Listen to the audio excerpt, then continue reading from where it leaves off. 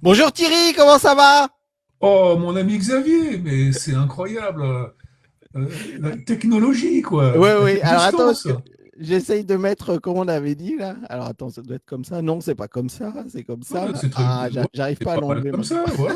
C'est sympa comme ça. Ah, voilà, voilà, Eh c'est ben comme ça que je voilà. voulais. Ah, voilà, voilà. Donc on est en Ah, direct, on est en eh direct. ben oui, Donc carrément, on est en quoi. direct. Donc pour expliquer, moi je suis à Los Angeles, il est 9 h du matin et toi tu es à Paris. C'est ça. Et Donc il est 18 heures.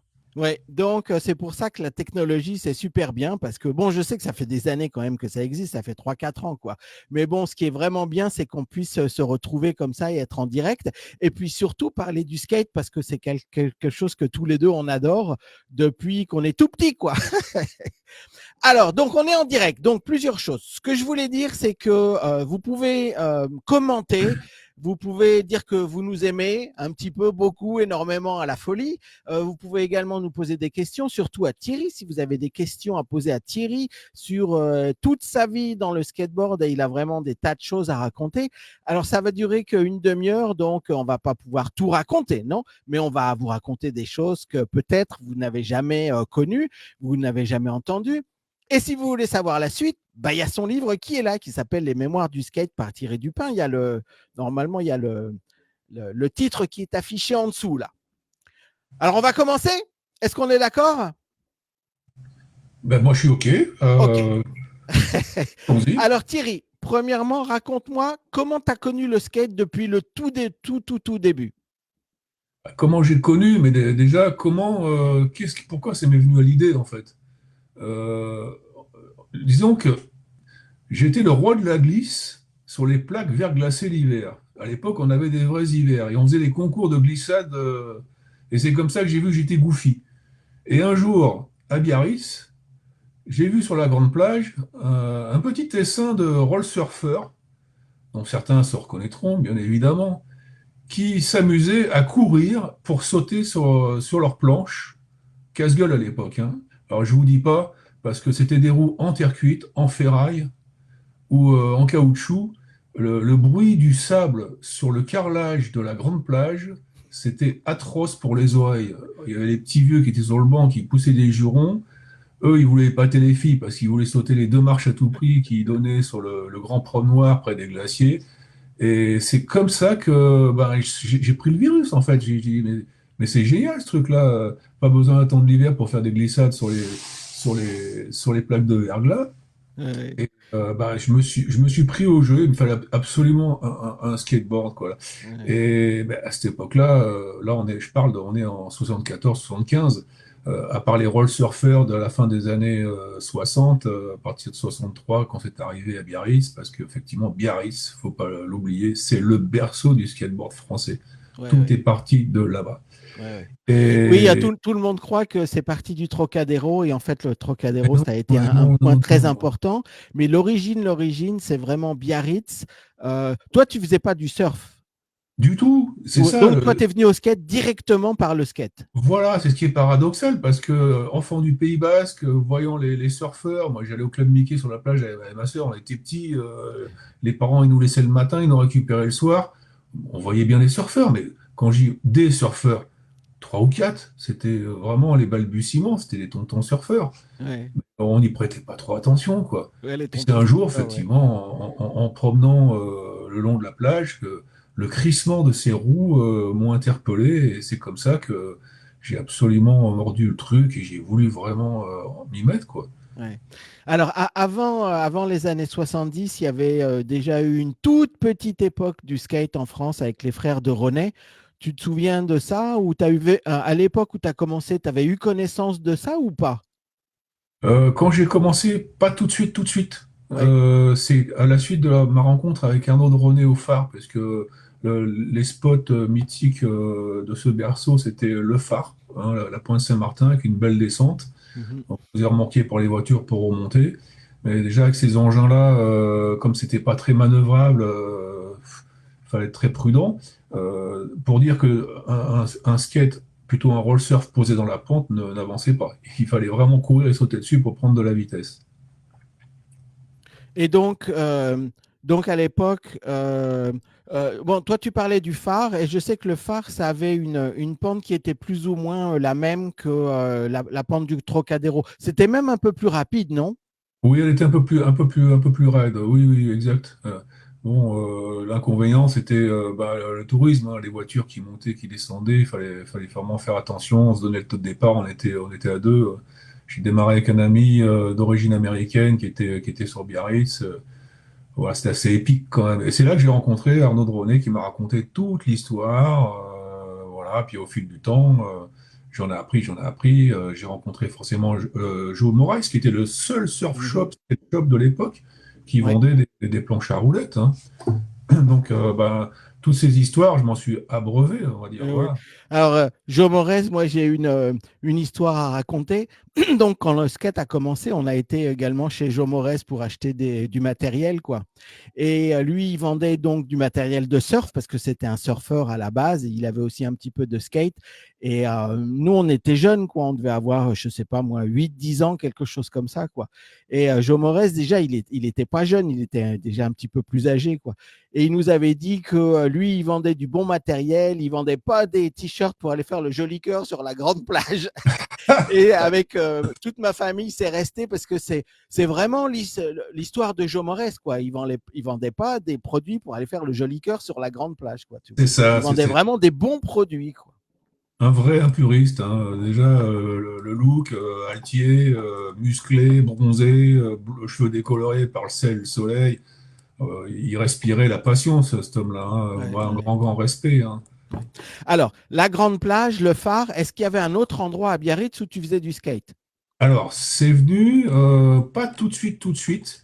C'est mon ami qui a quitté l'école primaire et qui a rejoint les Thermes Salins et qui, quand mon retour en vacances à Biarritz, parce que mes parents s'étaient séparés, donc on faisait la navette Paris-Biarritz à chaque vacances avec ma sœur, qui me dit, oh là là, il me dit, tu peux pas savoir, là, au lycée de Biarritz, il y a une superbe pente. En plus, le soir, au lieu de s'évader au bowling, à traîner, à rien faire, à faire du flipper, on peut aller faire du skateboard, c'est éclairé. Ouais, Et là, la pente était extraordinaire et sans voiture. Donc, ouais, imaginez, quoi. Alors là, on était tranquille et c'était vraiment à 2 pas de chez nous, quoi. ouais, ouais, ouais. Alors, moi, je me souviens très bien parce que je me souviens plus l'année, mais je me souviens que moi aussi, j'allais à Biarritz, mais j'allais faire du surf et donc on se connaissait pas. Et donc, ben moi, j'avais acheté mon équipement chez Freedom, en face de la grande plage, enfin la rue de l'autre côté de la grande plage, quoi. Donc, j'avais acheté les rues en uréthane et mon père avait fabriqué un skate en fibre de verre parce qu'il était shaper. Et donc, on est arrivé en vacances et la première chose qu'on a fait, c'est on a été au lycée et il y avait une demi-douzaine de gonzes qui étaient là en train de faire du skate et toi, tu étais là en train de faire du slalom. Et là, ça a été la première fois où on s'est vu. Ça devait être quoi, en 74, 75, un truc comme ça? C'est ça, ouais, 75, exactement. Ouais, en hiver 75 et l'été 76, plus l'été 76 où on s'est rencontrés. Ouais, Et que tu me disais, ah ben non, moi la journée, je skate pas. Et bon, moi à l'origine, j'étais apnéiste, hein, je faisais beaucoup de chasse ouais, sous l'eau. Donc j'étais plus souvent sous l'eau que sur les vagues. ouais, Voilà. ouais, ouais, Et le soir, c'était le skate. Et ouais, puis à un moment donné, Biarritz, c'est Biarritz. On connaît les aléas des marées. Quand l'eau était troublée par les vagues, je pouvais plus aller faire de pêche. Donc j'allais au skateboard. Et à partir de là, on était deux fous, nu-pieds, parce qu'il n'y avait pas de grip, ça n'existait pas. Il fallait bien que ça ouais, accroche la planche. Sur le bitume surchauffé, passer nos journées pendant que les autres étaient en train de faire du surf. ouais, ouais, ouais. Alors ensuite, donc il y a eu, ça a commencé à la grande plage, ensuite le phare, ensuite le lycée, et puis je me souviens que toi tu m'as dit, si tu habites à Paris, il y a un endroit qui est super pour faire du skate qui s'appelle le Trocadéro. Alors moi je connaissais pas. Comment tu as connu le Trocadéro? Qui est-ce qui t'a dit faut aller au Trocadéro faire du skate? Et oui, Ou parce comment t'as que connu? j'ai connu parce que dans mon lycée de dessin d'art, il y a un gars qui me dit ah, tu fais du roll surf? Bah, j'ai dit oui. Il me dit tu devrais aller au Trocadéro. Il me dit moi j'y vais le dimanche avec mes parents, on fait du patin roulette. Ah, et j'ai dit alors, il me dit ben des gars comme toi, il n'y en a pas beaucoup, hein. Il doit y avoir une poignée, mais tu devrais te faire des copains. Et donc, c'est comme ça que j'ai atterri au Trocadéro un samedi matin. Ouais. Et j'osais même pas descendre sur l'esplanade. J'étais en haut, là, puis je les regardais faire. Et puis, Il y je avait vois, OK, beaucoup de personnes ou pas qui faisaient hein? du skate? Il y avait déjà Ben si. beaucoup de personnes? Non, 5-6, ça a tout cassé. Ouais, ouais, ouais. Ouais. Et je regardais leur style parce que moi, j'avais progressé à un truc de fou, en fait. Parce Ouais. que pour moi, le skateboard, c'était pas qu'un seul moyen de déplacement ou de rigolade ou de glissade, mais je voyais dans l'objet une multitude de choses, un potentiel énorme d'évolution, de techniques, de pratiques, de figures et de choses que je m'imaginais, en fait, hein, tout simplement, quoi. Et alors que dans le même temps, aux États-Unis ou ailleurs, les mêmes pensaient exactement la même chose. Donc, c'était simultanément. C'est ce qui fait la richesse du skateboard, hein. Comme on dit après, le skate, c'est un art parce que le pratiquant est un artiste, hein, quelque part, hein, à vouloir inventer et créer. Alors, le Trocadéro, comment tu as connu Jean-Pierre Marquand? Alors, Jean-Pierre Marquand, j'ai eu un aperçu très rapide l'été 76 où il venait d'asseoir son entreprise et lancer ses premières productions de planches Banzai qui étaient plates, qu'on appelait le modèle Pop, Ouais. sans anti-dérapant bien sûr, en polypropylène, assez glissant par temps de pluie, mais avec des vraies roues qui accrochaient, non plus des roues comme on avait sur les roll surf tout pourris des années 60. Et quand j'ai vu ça dans le magasin Freedom rue du Port-Vieux, j'ai dit oh là là, mais c'était hors de ma bourse, quoi. Et le soir même, on était au lycée, on était une poignée, pareil. Et on voit débarquer un gars de nulle part. Et ben, c'était le démonstrateur de Jean-Pierre Marquand, Alain de Moyencourt, qui Hmm. était venu nous faire un truc. Et là, on était hallucinés parce qu'il sautait des marches de plus d'un mètre de haut. J'ai dit, mais comment il fait pour que le skate reste sous les pieds, quoi, et qu'il ne se tôle pas? Sous le lycée, il y avait un Porsche avec des différences de niveau comme ça, et puis il tac, tac, tac. Et il remontait les pentes en tic-tac. Mais qu'est-ce que c'est que cette affaire? On ne connaissait pas le tic-tac, nous. Non, On, ouais, on ouais, on connaissait que la connaissait rien. descente, on connaissait éventuellement les nose wheelie, tail wheelie, les hélicoptères, parce qu'on passait l'arrière à l'avant, l'avant à l'arrière, Mhm. pas grand-chose, quoi, hein, voilà. Surtout les roll surf. Et donc tu as connu Alain de Moyencourt et c'est lui t'a présenté à Jean-Pierre ou comment ça s'est passé? Non, du tout, du tout. Il est reparti aussi vite qu'il est arrivé. On a cru que c'était un Américain sur le coup, parce que il avait un style vraiment, il avait une aisance incroyable. Il avait un Ouais, tout petit skate, mais il allait vraiment à fond. Et hop, il est redescendu et en bas de la rue, de la pente, il y avait un break gris, ouais. bien reconnaissable. Volkswagen. Et voilà, et il a fichu le camp. Bon, ok. Et c'est en rentrant sur Paris que c'était l'été indien. J'ai fait au Trocadéro. Et puis, ben, il a débarqué un beau jour, comme ça. Et on s'est retrouvés d'ailleurs tous les deux. On s'est donné rendez-vous ce jour-là. Et je t'avais présenté d'ailleurs. Et on a été tout de suite sponsorisés parce qu'on avait vraiment un style tout à fait particulier qui lui correspondait pour forcément appuyer les ventes de sa marque, parcourir la France. Et ça, c'est venu après. Ah ouais, bah, on était complètement passionnés, quoi. Moi, je me souviens que les planches Banzai à l'époque, c'était vraiment l'idéal pour faire le slalom qu'on avait au Trocadéro. Avec la pente et tout, c'était vraiment les meilleures planches, quoi. Alors évidemment, par la suite, la technologie a un peu évolué, surtout avec les planches en bois et tout. Mais pendant au moins 1 an ou 2 ans, et moi, j'aimerais bien retrouver des planches Banzai comme ça pour faire du slalom très serré, très très rapide, tu vois, comme on le Oui, faisait au oui, oui, Trocadéro. oui, oui. C'est vrai que ça nous avait complètement changé la vie, quoi. De passer. Alors là, je vous le montre, mais sur quoi j'ai commencé, c'est à peu près la même chose. C'est un pur roll surf. Ouais. Vous voyez? Donc il y a pas vraiment de truc, hein. Bon, les collectionneurs connaissent bien, hein. C'est un surf-jack, voilà, issu d'un magasin de jouets parisien, parce qu'il y a eu quand même trois fabricants à l'époque, dans les années 60, hein. Il y a eu l'industrie du surf, parce que tout était issu de l'industrie du surf aux États-Unis, mais en France, c'était Barlan, hein. Il y a eu Barlan et Kamikaze, les rollsurf Kamikaze de Seignos. Et puis, il y a eu Midon qui ont commencé à faire des planches à roulettes parce que c'est le leader du patin à roulettes en Europe. Et puis, il y a eu les magasins de jouets qui s'y sont mis, dont celui que je viens de vous présenter. Donc, c'était des roulements, alors des roues qui sont un composé d'argile Mhm. et de cellulose, imaginez. Quand on roulait là-dessus, bon, au bout d'un moment, les roues rapetissaient à vue d'œil et ça faisait le bruit d'un train sur une voie rouillée. C'est un petit peu la sensation que j'en avais, quoi. J'en ai gardé. Et les petites babies se barraient sans arrêt dans le caniveau. Il fallait les ramasser, les mettre dans les roulements et resserrer avec le bout des doigts les écrous. Ouais, ouais. Moi, je me souviens que quand on était au phare, parce qu'après, on a eu, rapidement, on a eu des roulements fermés, là, les ZZ, qu'on s'appelait, Oui, ZZ. les SKF. Oui, voilà, c'est ça. Mais au début, on avait des roulements à billes ouverts. Donc, il fallait toujours Oui. serrer, desserrer, etc. Parce que si c'était trop serré, ça avançait plus. Si c'était trop desserré, les billes, elles s'en allaient, quoi.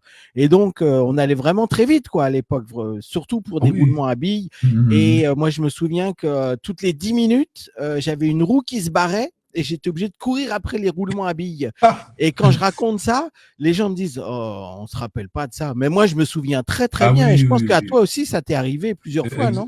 Exactement. Alors ça, c'est quand l'uréthane est arrivé en France, Ouais. tardivement, hein, parce que ça a été vraiment créé en 1973 et commercialisé par l'entreprise Cadillac Wheels américaine. C'était hors de prix quand on a vu ça débarquer dans les shops, surf shops du Pays Basque. Et waouh, on n'avait pas, c'était hors de notre bourse, quoi. Ah oui, c'était un investissement. Ouais. Ah Ouais. ouais, mais il y a eu une marque qui s'appelait les Bigfoot, qui étaient d'origine américaine, mais vraiment très bas marché, hein. Elles étaient jaunes translucides, et pareil, c'était des cuvettes à l'intérieur, des Ouais. roulements à cuvettes. Je crois Donc, que c'est celle-là que j'avais. Mhm. voilà. Alors, c'était compliqué parce qu'il fallait placer les billes avec le doigt à l'intérieur pour pas qu'elles partent dans le trou et qu'on mette la tige Le filetée, contre-écrou, voilà, ouais. Ouais. pousser, maintenir, retourner, remettre les billes, et là, serrer l'écrou qui était concave pour venir emprisonner les billes. Ouais. Mais ce n'était pas les écrous ni-stop modernes que tout le monde connaît aujourd'hui. Donc, Ouais. effectivement, avec les vibrations, bah, les billes, elles se barraient dans le caniveau. Et à un moment donné, comme tu dis si bien, moi, il me restait que deux ou trois billes Ouais, dans la ouais, roue ouais, et ouais. elles flottaient, quoi. Ouais, ouais, C'est- ouais, ouais, ouais, et, ouais, et ouais, ouais. triste parce que c'était des roues qui nous mettaient en l'air parce que la surprise par rapport aux roues précédentes des roll surf, ça accrochait tellement bien et comme il n'y avait pas d'antidérapant sur les plateaux, on partait directement dans le décor quoi parce que c'est par surprise et ça nous permettait de faire des virages très serrés, Ouais, secs, ouais, ouais, ouais. incroyables quoi. Moi, je me souviens qu'à l'époque, quand j'ai eu les premières roues en uréthane, parce qu'avec les premières roues, on allait tout droit. Et puis, on essayait de faire un virage à la fin, quoi. Et avec les roues en uréthane, C'est ça. pendant des mois et des mois et des mois, j'essayais de faire des virages les plus serrés possibles, le plus rapide possible pour essayer de faire décrocher les roues. Et c'était impossible de faire décrocher les roues parce qu'il y avait une adhérence sur le sol qui était vraiment incroyable, quoi. Et donc, les gens qui n'ont pas connu le skate dans les années 60 ou début des années 70 peuvent pas imaginer la révolution que l'uréthane a été, parce que maintenant, ça fait combien ça, plus de 50 ans qu'on a des roues en uréthane, Ah donc oui, maintenant, on oui, dit, ah oui, bah, oui, bien sûr, bien sûr. c'est quoi le problème, tu vois? Mais alors, à l'origine de ça, c'est les deux grands industriels du surf aux États-Unis, c'était Maca et Hobie, hein, qui se disputaient les parts du gâteau, mais qui finalement travaillaient de concert pour produire le plus possible de skateboards imaginables. Moi, je sais que Maca, à l'époque, il en faisait 60 par semaine, et il est passé à 6000 en un mois. Enfin, ça devenait de la folie. Là, je parle des années 60. Mhm. Et puis après, bon, ils ont commencé à perfectionner leur plateau avec des formes imaginées par des surfeurs de légende. Le tel est arrivé un petit peu sur la fin pour se démarquer parce qu'il fallait toujours innover pour pouvoir mieux vendre que le concurrent. Et puis mais ils se sont vraiment rendus compte que le problème résidait dans les roues en fait. Et quand ils ont commencé à se pencher, surtout chez Maca, sur l'uréthane, qui était vraiment au balbutiement de l'industrie des polymères, ils se sont rendus compte que le coût d'une roue était plus cher qu'un skateboard. Mhm. C'était pas pour tout de suite. Donc là, on est vraiment sur la fin des années 60, ça devait être 66, 67. Et il a fallu attendre 1973 quand même que toutes ces technologies des polymères permettent enfin de pouvoir créer des roues qui ont tout bouleversé et fait partir le skateboard sur les chapeaux de roue, c'est le cas de le dire, hein. Mhm. Alors donc Jean-Pierre Marquand, le team Banzai, donc c'était vraiment le premier team professionnel ou semi-professionnel. C'était professionnel ou semi-professionnel? Ah ben, c'était un peu les deux, puisque à cette époque-là, j'avais arrêté mes études. Enfin bon, c'est plutôt les études qui m'ont lâché. Mais j'avais pas envie de repartir sur une nouvelle année, Ouais. et parce que j'étais vraiment accro, quoi, fou mordu du skateboard depuis ma rencontre avec Jean-Pierre. Et il cherchait un démonstrateur parce que son précédent l'avait quitté. Donc, bah, écoutez, moi j'étais disponible. J'ai dit allons-y. Et dans un adolescent, dans sa tête, tu vas faire du skate, tu vas être payé pour faire du skate, mais c'est le paradis, quoi. Ouais, ouais, ouais, ouais. Ouais. Et donc là, il a fallu que j'attende quelques petits mois quand même que l'entreprise se mette en place, que tout soit OK. Et j'ai été embauché début 1977. Donc j'étais effectivement le premier pro, en fait. Ouais, ouais, ouais, ouais. Il n'y avait pas d'équivalent, mais nous étions effectivement le premier team. Ouais. Voilà, ça a été célèbre puisque moi, c'est une étiquette qui m'a poursuivi vachement longtemps hein, dans ma carrière de skater à l'époque. Le team Banzai, pourquoi tu l'as quitté? Nanana. J'avais encore cette étiquette longtemps, quoi, en fait. Ouais, ouais, ouais, ouais.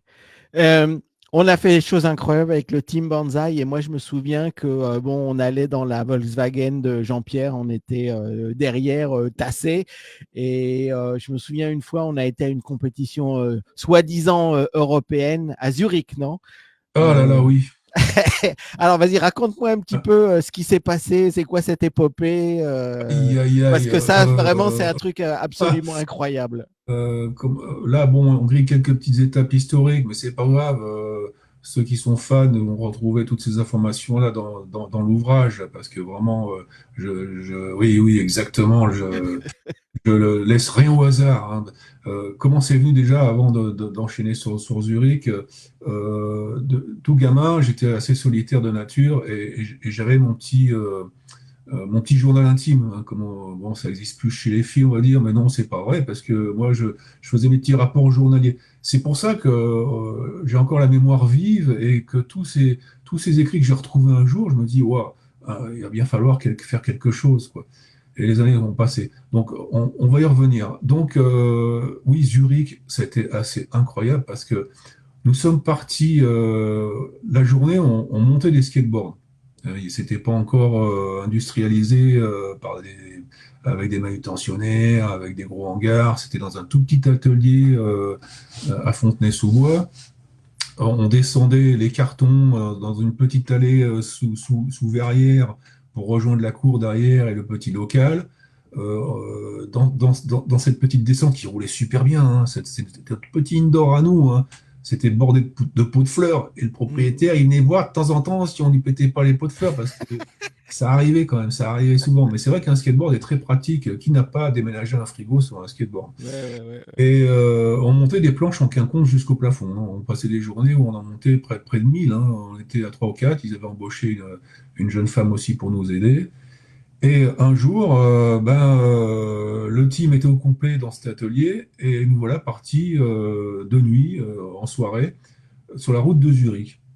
Et qu'est-ce qui s'est passé? Ah oui, alors une anecdote extraordinaire. Sur l'autoroute, imaginez. Alors, oui, l'autoroute A6, direction Lyon, hein, c'est ça, oui, c'est la 6. Ou maintenant la 7, ça a peut-être changé. Qu'importe. Et la remorque, parce que Jean-Pierre, il ne se déplaçait pas sans son matériel. Il fallait vendre aussi, forcément. Et la remorque, le pneu avait crevé. Et alors qu'on venait de quitter la station. Et il dit, c'est pas grave, la station est pas loin, on se met sur la bande d'arrêt d'urgence et on va y aller à skate avec la roue pour la faire réparer. Et nous voilà à 4 à rouler en sens inverse sur la bande d'arrêt d'urgence et lui avec la roue posée sur l'avant de son skateboard pour la faire réparer. Tu fais ça aujourd'hui, voilà quoi. Donc ça fait partie des anecdotes un petit peu incroyables qui vous mettraient au frais de nos jours. Et bon, après on arrive à la frontière, on commence à gravir les cols, il faisait nuit, et, on était fatigués, nous on était trois derrière, tassés comme des sardines, et ben il fallait quand même dormir un petit peu avant d'attaquer la descente sur Zurich. Et puis, c'est au petit matin, moi, j'ai pas fermé l'œil, puisque j'étais le seul garçon à tenir éveiller Jean-Pierre pour qu'il conduise. Tout le monde dormait là-dedans, y compris son épouse. Donc à un moment donné, j'étais un petit peu bousculé, quoi. Et puis oui, j'avais envie d'aller, j'étais au milieu, moi j'étais serré, j'avais envie d'aller au petit voie, quoi. Et puis par une nuit fraîche sur les sommets alpins, ouais. Donc on est sortis tous les deux, et puis qu'est-ce qu'on a fait? On a raidé. Pleine lune, on voyait les sommets enneigés au loin, les montagnes noires, les forêts, il faisait encore plus ou moins nuit, le jour commençait à poindre, etc. Et puis quand on est revenu, bah, Jean-Pierre a dit OK, on y va. Voilà, on a mis un mal de chien à trouver comme l'adresse, hein. Il n'y avait pas de GPS à l'époque, c'était uniquement avec des cartes routières, c'était compliqué. Jusqu'à un moment donné, où on a vu un van d'un team, je ne sais pas d'où il venait en fait, allemand, avec les couleurs, voilà. Et bah, grâce à eux, on a pu déjà se restaurer parce qu'ils étaient arrêtés à une espèce de sandwicherie où on s'est jeté comme de la pauvreté sur le monde tellement on était affamés, hein. Et on a atterri sur le site de la compétition. Et là, je pense que tu veux me poser une question par rapport à ça. Ben, qu'est-ce qui s'est passé avant? D'abord, ce que je voulais dire, c'est que la compétition européenne, en fait, il y avait que des Suisses, des Allemands et puis nous, quoi, en français. Je crois pas qu'il y avait d'autres pays qui participaient. Moi, écoute, c'est la première fois que j'ai vu, c'était impressionnant, ça faisait penser vraiment aux photos la seule revue qu'on avait à l'époque, Skateboarder Magazine, qui arrivait un Ouais, petit peu en France, mais sur laquelle on bavait, et on s'inspirait des photos pour essayer de trouver des figures, mais pas évident, parce que qu'est-ce qu'il fait, comment il est arrivé là, et qu'est-ce qu'il y a avant, qu'est-ce qu'il y a après. Bon, c'était un petit peu chaud, mais là-bas, je pense qu'il y avait quand même, allez, je dirais 5 6 pays quand même, hein. C'était pas ouais, rien parce qu'ils étaient tous habillés avec des couleurs de leur team, ça, des très américains. ouais, ouais, ouais, ouais, Et ouais. il y avait même des teams de filles, quoi. C'était incroyable. Alors que nous, Je en me France, souviens pas de c'était ça, mais bon, je suis pas sûr que c'est. vraiment encore développé, quoi. Ouais. Voilà. Alors, donc, euh, le principal, c'était le slalom. Donc, toi, tu as fait le slalom et en fait, tu n'as pas été jusqu'à la fin du slalom parce que tu es tombé dans les pommes. Alors, raconte-moi pourquoi tu es tombé dans les pommes pendant le slalom. Euh, donc, après cette superbe nuit blanche, arrivé sur place, coucou Pascal le tailleur, coucou Ouais, Philippe, sympa de nous rejoindre. La bise. Et on arrive sur le site, c'était dans une cuvette. En bas, ils avaient mis une espèce de vague en polyester, il y avait les secours, il y avait la buvette. Nous, on était en haut, et puis là, ben, j'ai voulu me chauffer un petit peu et suivre mon ami. Toi, tu étais resté dans la voiture avec Jean-Pierre, et ouais, ouais, ouais. on a pris une descente assez Bah, infernale ce dans que je veux dire, c'est que toi et Jean-Pierre, vous avez été des fous furieux. Nous aussi, on était des fous furieux, mais vous, vous étiez encore plus fous furieux que nous. Et toi et Jean-Pierre, vous avez fait des choses absolument incroyables que moi, je regardais depuis la voiture, que je dis, ils vont complètement se tuer, quoi, à faire Ah, tout ce qu'ils font, quoi. Alors, vas-y, continue maintenant. on avait le goût du risque, c'est vrai Ouais, ouais, on ouais. était complètement inconscients, on adorait les défis, et c'est vrai que Jean-Pierre et moi, là-dessus, on s'accordait bien, on s'était bien rencontrés. Et me voilà descendre cette pente. Et le copain devant, bah, lui, il avait la planche souple, la bonsaï, donc il absorbait bien les imperfections du revêtement, qui d'un seul coup s'est transformé en un gros goudron bien gras et dégoûtant. Et moi, j'avais une planche en bois. Et voilà que mes pieds commençaient à faire marteau-piqueur et à glisser sur cette planche. Et vu la vitesse, je me dis, si je saute, bah, je me ramasse grave sévère. Si je pose mon deuxième pied, qui est pas ma jambe d'appel pour freiner, ben, ça va être la même. Bah, c'est ce qui s'est passé, hein. Bah, j'étais obligé j'ai fait 3 grandes enjambées et je me suis retrouvé dans le fossé. Et là, ben, j'étais tout blanc, je me relève. Et puis en fait, c'est l'os du bassin qui a fait porte-à-faux avec la ceinture en cuir. Et quand j'ai ouvert ça, ben, il y avait les ligaments en travers et des flots de sang qui sont arrivés. Je suis tombé dans les pommes. Bon, c'est pas grave. Jean-Pierre était furax. On m'a descendu au poste de secours en bas, qui m'ont embarqué directement sur civière dans le camion machin à l'hôpital de Zurich. Là, j'ai poireauté. Je sais plus. J'avais la pendule sous les yeux. Ça va être 4 heures dans un couloir où il passait personne et complètement dans les vapes où ils ont dû m'allumer avec des cachetons, je sais pas trop quoi. Et puis là, après, je me souviens que j'étais sous les éclairages, les mecs avec les masques et tout. Et puis j'ai vu une seringue s'enfiler dans la plaie béante, waouh, waouh, waouh, pour enlever les graviers qu'il y avait au fond. Donc c'était vraiment assez sévère. Et donc le slalom, bah, c'était le lendemain. Ouais. Donc le Jean-Pierre, il est revenu me chercher, pas très content bah, du fait normal, après tout, hein. écoute, j'ai été vraiment sur ce coup-là très imprudent, Oui, mais oui, j'ai quand même fait. on était venu pour gagner, donc Mais oui, mais moi j'avais envie de gagner. Donc le lendemain, ben, me voilà sur la rampe de lancement, parce que non seulement c'est dans une pente, mais en plus il y avait des lampes de oui, il lancement. y avait des lampes de lancement. Et là, je me souviens que, mais j'ai dit, mais c'est quoi ça? Ils avaient mis des portes, mais c'était pas comme nous en France, où il y avait 1,50 m de distance entre les plots. Exactement. Eux, franchement, tu pouvais passer un autobus. Ouais, Ça ouais, faisait ouais, bien 3 mètres, quoi. Et ce ouais. qui fait que nous, on pompait, on faisait déjà 2, 3 pompages entre chaque porte pour avoir la même vitesse que nos concurrents qui avaient des longboards. Ouais. Et ouais. Donc Alors là, c'était. c'est là où on s'est aperçu que bah, les planches Banzai, c'était vraiment génial, mais c'était pour les slaloms serrés, quoi, Ben comme je oui, disais au ben oui. départ. Et donc pour ce type de slalom, alors là, ça marchait plus du tout. Ben c'est ça, c'est ça. Et donc là, à un moment donné, bon, moi déjà, j'avais passé une nuit blanche parce qu'on était logé dans un gymnase où ils avaient mis des paravents, où il y avait 5 lits à l'intérieur, et c'était des draps en papier, des oreillers en papier, et des thés en papier.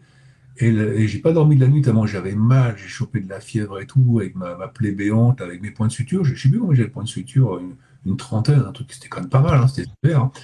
Ouais. Et le matin, pour me lever, quand je me suis levé, le drap est venu, c'était collé à la plaie, quoi, avec le sang coagulé. J'ai dit, bon, allez, il faut y aller. Et mais quand j'ai fait ce slalom, le premier essai, j'ai dit, waouh, ça va pas le faire, quoi. Et Jean-Pierre, tellement en colère, qu'il m'a dit, bah, tiens, on prend ma planche ban. Alors, évidemment, c'était les planches ban de l'époque, et c'était sympa, et c'était un peu C'était en plus. métal, non, la banne? Non, non, non, Non? c'était de la fibre. Ah. Je me rappelle, elle était bleue, ou non, jaune, jaune. Une Mhm. planche avec des roues Cadillac en plus, avec des Ok. roulements à cuvette. Mais Waouh. ouais, mais elle blindait cette planche, elle blindait, Ouais. hein. Et là, j'étais avec un Suisse, un concurrent suisse. Et là, bah, je sais pas ce qui s'est passé. Au bout de la troisième porte, voilà, trou noir. Je me suis retrouvé dans l'herbe avec la femme Jean-Pierre qui me mettait du sucre mentholé sous le nez. Ouais. J'étais comme dans les pommes, quoi. Voilà. Ouais, c'est des souvenirs absolument incroyables, quoi. Et donc maintenant, il nous reste pas beaucoup de temps, mais ce que j'aimerais savoir, c'est, bon, on t'en a déjà un peu parlé, mais très très rapidement, euh, parce que tout ça, ça s'est passé il y a 50 ans, quoi. Donc, comment tu fais pour te souvenir de tous les détails? Eh Parce ben, que écoute, moi, je me souviens plus des détails. Je me souviens qu'on a été à Zurich, par exemple. Je me souviens que tu as eu un problème. Je me souviens que le slalom, il n'était pas bien, qu'on a perdu et tout. Mais tous les détails, je m'en souviens pas. bah ça, on me l'a toujours dit. D'ailleurs, j'ai rebondi dans beaucoup d'autres activités en dehors du skateboard et j'ai une mémoire phénoménale. Je retiens énormément de choses et d'ailleurs, on me pose souvent la question. On me dit, tiens, cette photo, c'est qui? Alors, je lui donne le nom, le prénom, le lieu et ce qui se passait, quoi. Ah ouais, je sais pas, c'est comme ça. Bon, après, par rapport au livre, toute la chronologie est liée. Il y avait mes petits pense-bêtes, mes petites écritures, il y avait mes archives personnelles, mes photos. Tout ça, c'était un puzzle fantastique à remettre de bout à bout pour avoir une meilleure chronologie possible. Mais c'est vrai que j'ai toujours eu une très très bonne mémoire. T'as mis combien de temps pour écrire le livre? Ah, si je vous le dis, vous n'allez pas en revenir. J'ai commencé il y a plus de 30 ans. Waouh! Ouais, j'étais même encore sur Toulouse. J'avais commencé à écrire, écrire, écrire. Et j'avais même échangé là-dessus avec Marc Touchet, l'ethnologue qui avait fait les expositions tournantes en France sur le skateboard, qui avait collecté énormément de matériel. Il me dit, oh, c'est incroyable. Et d'autres m'ont encouragé à le faire. Ils m'ont dit, franchement, une histoire personnelle aussi dingue, aussi riche que tu as vécu à travers le skateboard toute ta vie, c'est un super fil conducteur. Et de là, effectivement, ben, je débouche sur tous les paramètres, j'aborde tous les sujets. Mais bon, ça, je laisse la surprise à ceux qui auront le plaisir de le lire. Ok, alors on va mettre une photo de ton livre. Donc le livre, voilà, il est là. Alors ça, c'est une Euh, photo d'un lecteur qui m'a envoyé, je crois que c'est Philippe, avec une vraie bonsaï. Alors lui, c'est un ah, super elle a l'air collectionneur. toute neuve cette bonsaï là. Et J'ai oui, vu que avec les roues bonsaï noires, les RS 200 ou 600, je sais pas, ouais. C'est fantastique, quoi. Quand j'ai vu ça, ça m'a vraiment ému, quoi. ouais, ouais, ouais, ouais, ouais. Ouais, c'est incroyable de voir des planches comme ça encore toutes neuves. Toi, tu as des planches toutes neuves qui ont jamais servi ou pas? Des bonsaïs? Non, en fait, j'avais jamais rien gardé. J'ai toujours été gougnaffé à ce niveau-là. Je donnais, je faisais des cadeaux, j'oubliais, ou on me les piquait. J'ai jamais été mercantile, j'ai jamais été, comment on appelle ça, matérialiste, si tu veux. Le seul matériel que j'avais, ce qui est quand même relativement conséquent, il se trouve aujourd'hui dans les collections nationales au Muséum de Marseille. Mhm, mhm. Voilà. Alors, ton livre, donc, tu m'avais dit qu'au début, tu avais écrit 800 pages, c'est ça? 850 pages? Ouais, j'étais parti sur un truc, mais c'était énorme parce que en fait, comme je parle de ma vie personnelle qui, comme je le disais, qui sert de fil conducteur, il y avait tellement d'anecdotes, de trucs plus ou moins pourris, louches, surprenants, parfois débiles, qu'à un moment donné, j'ai dit stop, il faut que je me recentre sur le skateboard. Donc j'ai dû couper, couper, couper. Et puis on me l'a conseillé aussi au bout du bout parce que un bouquin très très épais, ça atteint des coûts qui sont pas abordables à la portée de tous. Donc j'ai réduit à 350 pages et c'est déjà un bon challenge. Parfait. Alors, le livre, où est-ce qu'on peut le trouver? Eh ben, le livre, là, il vient juste de démarrer depuis mi-février. Il était en pré-vente. Maintenant, il est accessible. Même moi, je ne reviens pas. Je pensais pas que ça allait à ce point-là. Il est sur je sais pas combien de pays, quoi, sur je sais pas combien de librairies en ligne. Il n'est pas encore référencé Fnac, mais il va arriver aussi. Tout ça, ça va se faire d'ici fin mai. Donc, il y a encore de la marge. Mais il est déjà chez Amazon USA, Europe, les grands groupes, quoi, Ouais, ouais, Hachette. ouais. Moi, il est sur Amazon aux États-Unis aussi, comme tu viens de dire, quoi. Ah Donc, oui, on oui, peut le oui, oui, commander oui, pratiquement dans le monde c'est entier, ça. quoi. Il est chez Cultura et tout, et il parle déjà de le traduire en anglais, pour Ouais, ouais, dire. ouais. Même Non, bah, c'est l'éditeur, bien, c'est ce qu'il faut faire, ouais, ouais. l'éditeur n'en revenait pas d'un tel succès, un tel démarrage, quoi. Ouais. Alors moi, je pensais au départ, quand tu m'en as parlé, je pensais que c'était un petit livre, enfin, mais en fait, non, c'est un livre avec papier glacé, avec des tas de photos Ah, et c'est tout couleur! tout couleur, ouais, ouais, ouais. Couleur, oui, oui, oui, oui, grand format, tout couleur. On dirait, il pèse plus d'1 kilo, le livre. Waouh. C'est vraiment un beau livre, quoi. C'est un livre de Ouais, collection, quoi. C'est c'est un ça. livre qu'il faut lire parce qu'il y a des histoires intéressantes et des photos qui retracent le skate depuis quand? Depuis les années 70 ou avant les années Eh ben, 70? j'ai fait des études très très poussées, c'est ce qui m'a pris le plus de temps. J'ai recontacté des collectionneurs, des Américains et tout. Je suis remonté vraiment loin jusqu'aux années 40. Si. Waouh, ok. Ah oui, oui, oui, oui, oui. Donc 50, années 60, bien évidemment, et tout l'historique pur et dur, le véritable en fait. Parce qu'il y a les notes que j'avais prises, les témoignages que j'ai eus, plus les preuves qui à l'appui, des articles très très anciens, introuvables, qui ont permis de conforter ce que je pensais et ce qu'on m'avait dit. Et voilà. Donc pour moi, je dis pas que je suis le meilleur ou quoi ou qu'est-ce, hein, mais voilà, il y a eu d'autres historiques, hein, chacun voit midi à sa porte, mais je pense que je suis dans le vrai, quoi. Ben, je sais qu'il y a eu plein d'autres livres qui ont été écrits. Il y a beaucoup de livres qui ont été écrits par des personnes qui, pas forcément étaient des skateurs, qui connaissaient bien le skate, il faut le dire, mais qui n'ont pas vécu ce que toi tu as vécu. Donc, c'est vraiment un témoignage sur le skate. Et je pense que même dans le monde entier, c'est un des rares livres où le fil conducteur est vraiment la personne, quoi. Parce que C'est ça, toi, ouais. C'est ce qu'on parce m'a que dit, c'est le premier témoignage, ouais. ouais.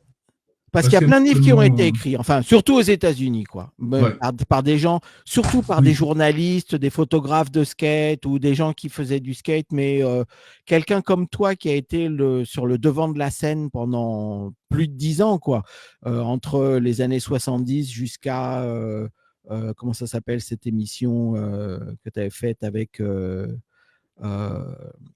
l'émission de télévision que tu avais faite. ouais, la tête et les jambes, Ouais, ouais, ouais. voilà, tête et jambes, voilà, voilà, voilà, voilà. Donc, ça représente. Et puis après, Et après, après quand t'as jamais vraiment quitté le skate, mais après que tu es arrêté d'en faire au niveau professionnel, quelle relation tu as eu avec le skate? bah, j'ai toujours eu, c'était dans mon ADN. Je me déplaçais en skateboard, j'avais toujours mes skates dans le coffre, en vacances, partout. Je skatais, je cherchais des spots, alors qu'il y avait plus grand nombre, hein, à la fin de la chute début des années 80. Mais j'ai arrêté de fréquenter le milieu de la compétition. Je suis sorti du circuit. Je le Mhm. faisais pour moi, pour mon plaisir, et que par bonheur, quand je croisais des amateurs isolés comme moi, c'était génial parce que là, on reprenait, il y avait à nouveau l'émulation de groupe. Voilà, après, on parlera ça lors des prochaines émissions parce que le temps est écoulé, mais Mhm. il y a tellement à dire, c'est incroyable. Ok, ben, merci beaucoup Thierry. Donc ça, c'était la première émission qu'on faisait avec Thierry. On va en faire d'autres. Si vous avez des commentaires, je sais que là, on est en direct, hein, mais étant donné qu'on est sur Facebook, la vidéo, elle va rester. Donc, il y a probablement des gens qui vont regarder demain, après-demain, dans une semaine. Donc, si vous avez des commentaires et si vous avez des questions ensuite par la suite, Thierry et moi, on peut toujours répondre à vos questions. Et puis, ben, on va vous donner rendez-vous pour la prochaine Eh ben, fois. T'es d'accord, samedi Thierry? prochain, moi le 13, c'est OK, il n'y a pas de souci, on peut en mettre une couche si vous le voulez. OK. Eh ben, merci beaucoup, Thierry, et merci à tous ceux qui ont participé. Merci à Philippe, et merci à Pascal. Coucou, Pascal, comment ça va? Une bise à tout le monde. Et ben, moi, maintenant, je vais aller prendre le petit déjeuner parce que j'ai pas encore déjeuné. Ah, Et toi, tu vas dîner, non? C'est et ça? moi, je vais aller dîner, exactement. Incroyable. Eh ben, écoute, OK. mille merci à toi parce que franchement, cette idée-là, c'est une grande première, quoi. Ouais, ouais, ouais. C'est fantastique, c'est génial, franchement génial. Ben, je crois que les Brésiliens le font. Les Américains le font pas. Je sais que ça se fait pas du tout dans le reste du monde, mais j'ai eu cette idée aussi parce que ça fait plusieurs années. Alors, je parle pas le portugais malheureusement, mais bon, je sais que les Brésiliens. Le Brésil est un très très grand pays pour le skate, quoi. Il y a les États-Unis, Oui, le Brésil, la France, et puis après moins, c'est l'Australie, l'Angleterre, etc. Mais le Brésil est un pays énorme pour le skate, quoi. Il y a un nombre de participants absolument incroyable et un niveau incroyable, quoi. Et eux, c'est pareil que nous en France, quoi. Ils ont une histoire du skate depuis le début des années 70. Donc, ils ont des émissions comme ça, comme celle qu'on vient de faire. Et je pense que c'est toujours intéressant de faire ce style d'émission parce que ce que tu as vécu, il y a des gens qui ont 14, 15, 16, 17 ans, qui n'ont aucune idée de ce qui s'est passé il y a 20 ans, qui pensent que le skate, ça a commencé il y a 10, 20 ou 15 ans, ou j'en sais rien. Et en fait, nous, on est là depuis très, très longtemps. Et c'est vraiment un art, quoi. Et c'est quelque chose, c'est une passion qu'on a au fond de nous-mêmes. c'est Donc, ça. on en fait partager les autres. C'est dans notre ADN, ouais, exactement. Et c'est une grande, grande passion et c'est aussi une super famille, le skateboard. Ben, merci beaucoup, Thierry. Donc, on se voit la semaine prochaine à la même heure sur le À la même même heure. canal. Ça marche. Merci beaucoup. Bonne soirée à tous. Au revoir, bonne soirée à tout le monde. Au Salut revoir. l'ours. Ciao.